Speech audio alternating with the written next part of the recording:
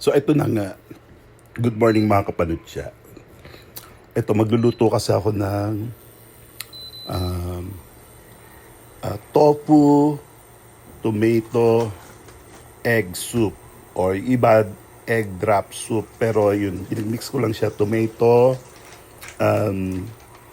with tofu and tomatoes. Ayan. So ayan. Nagpiprepare ako ng butter.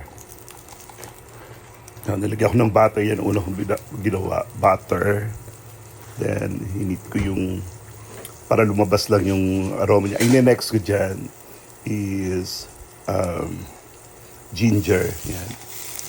Konti lang, malaking ginger lang, na medyo pinitpit ko siya. So, pag natapos nyo na yan, ginger, tapos, naghiwa rin ako ng kamatis. So, binoil ko muna yung kamatis actually dyan, tapos nilagyan ko ng ekes, tapos binalatan ko, chinap-chap ko. So, yan yun. May buo, may hindi. Yun. So, ang pinakamaganda gawin dyan, yung yung hinog na talaga yung kamatis para mabilis sa balatan. Pero pag may green na ganyan, ang hirap balatan. Hindi sumasama kagad. Pag nilagyan mo ng boiled water. Tapos yan. So, sige. Halo-halo lang. Ayan. Tapos ilalagay ko na rin dyan yung yung next ko dyan is, sige, kailangan maluto kasi yan eh. Kailangan lutong-luto. Para mag-mix siya, siya. Lumabas yung katas niya. Palabasin nyo lang yung katas niya. So after nyan, ilalagay ko na yung onion leeks. Hindi lahat. So pili ko yung medyo makakapal. Para sa dulo mo nilalagay yung yung last. So may dahon-dahon din. Para mag-mix up lang siya. Ayan. Tapos after that, okay, kailangan mag-blend siya ng bonggang-bongga. Yan. Kamatis para papakutis, pampakinis ng kutis. So, ayan. Dinudurog-durog ko para lumabas yung katas niya. Yan.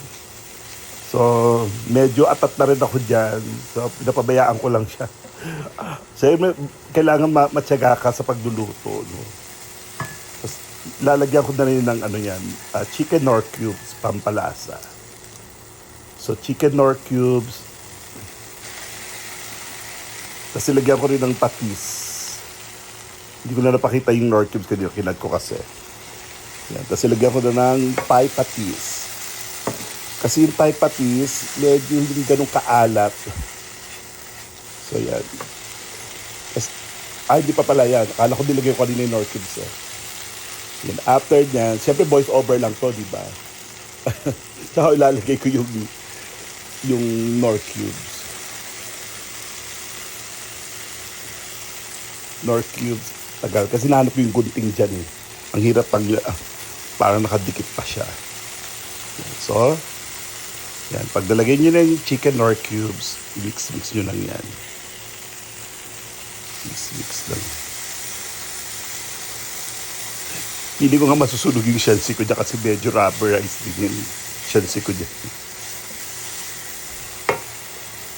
Oh, munti ko pang iwan, di ba?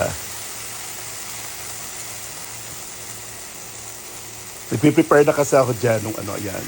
Pinakulo ko na yung tubig na yan para mabilis. So magpainit ako ng tubig para mabilis yung proseso. So silagyan ko na, tansya-tansya lang. So siguro mga 2 cups, 2-3 cups, ganyan. Depende.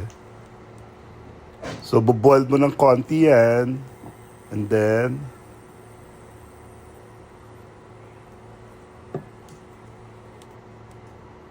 nag-prepare na ako dyan ng ng tofu. Yan. Niwahiwa ko yung tofu. Medyo nadurog-durog din. Pero okay lang. Ako lang naman kakain.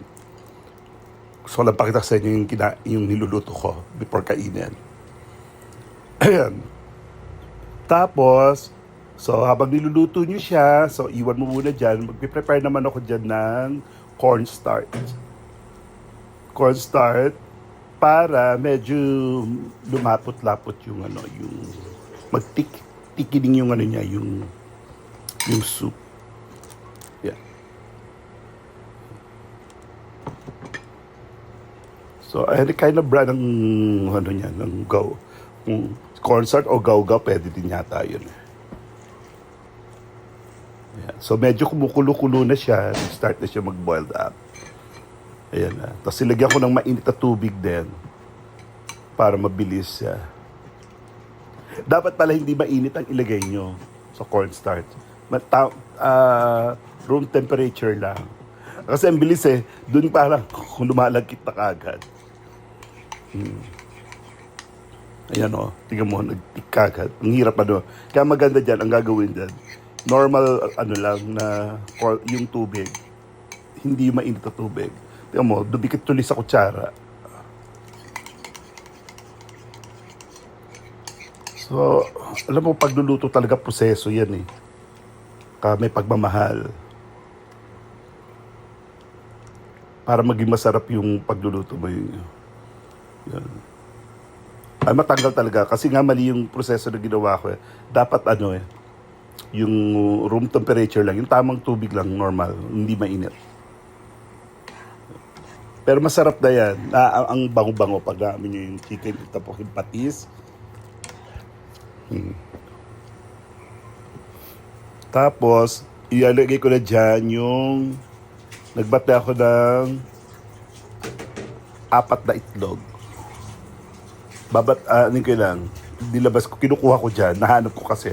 Akala ko wala akong itlog sa rep, naghanap lang ako. Ayan. So, pinirepare ko na. Bibiyakin ko pa yan habang pinapakuluan natin. So, ang niluluto natin dyan yung tofu.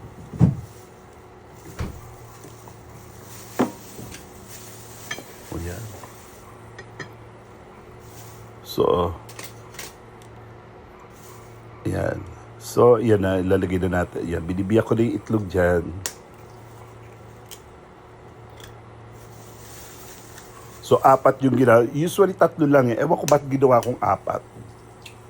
So, pangalawang itlog.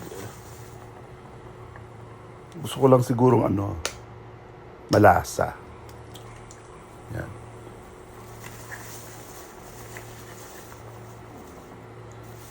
Sige, tapos ano nyo lang, batihin lang yung itlog.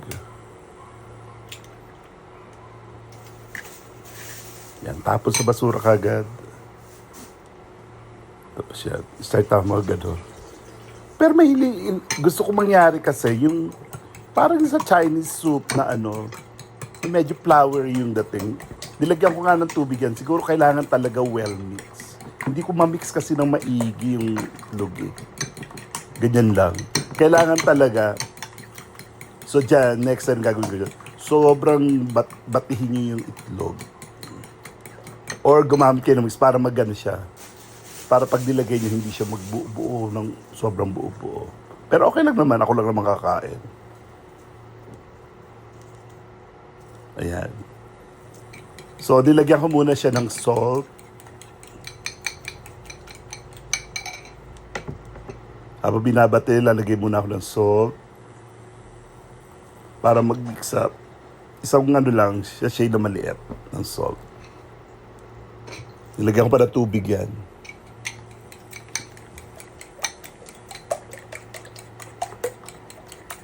O, lagay mo na. Basta, may lalagay ako dyan 3 paminta na shade na maliliit lang. Tapos, ilagay ko muna yung itlog. Yan. Before ko ilagay yung yan, 4 na itlog. Tapos halo-halo.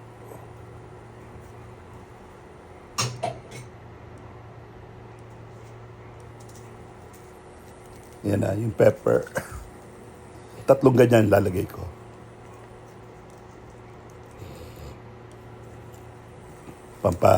Pampalinamnam din yan. Ayan, pepper ulit.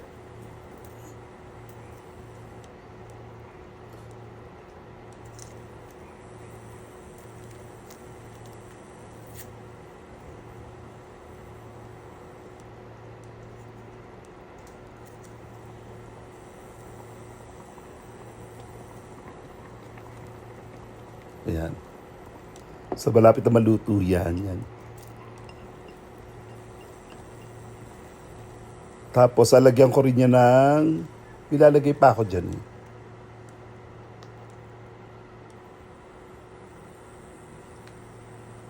Para lumasa. Yan. Di ba ang sarap? Yung kamatis, sana maluto. Hindi ko naluto na yung kamatis.